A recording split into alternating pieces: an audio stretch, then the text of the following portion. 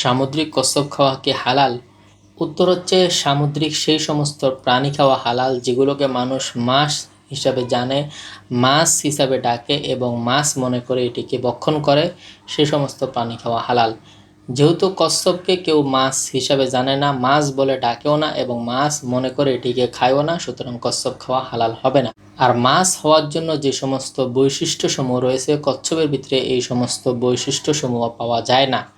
দ্বিতীয়ত হচ্ছে কচ্ছপ এটি জলে এবং স্থলে উভয়টাতে বসবাস করতে পারে।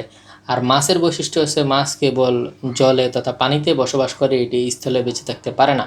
তৃতীয় হচ্ছে কচ্ছপ যখন স্থলে চলাফেরা করে এটি দেখতে অনেকটা সরীসৃপ প্রাণীর ন্যায় দেখা যায়। এর চলাফেরা এবং এর আচরণ অনেকটা সরীসৃপ প্রাণীর ন্যায়, সুতরাং কোনো রুচিশীল মানুষ এটি ভক্ষণ করতে পারে না। প্রিয় নবী সাল্লাল্লাহু আলাইহি ওয়াসাল্লাম, সাহাবা আজমাইনগণ, তাবেঈগণ, তাবেঈগণ কচ্ছপ খেয়েছে এমন ইতিহাস থেকে পাওয়া যায় না। সুতরাং কেউ যদি না জেনে খেয়ে থাকেন এটি সরাসরি হারাম হবে না, কেননা হারাম হওয়ার জন্য যে লক্ষণসমূহ রয়েছে এটি এর মধ্যে পাওয়া যায় না, সর্বোচ্চ মাকরুহে তাহরিমে হবে।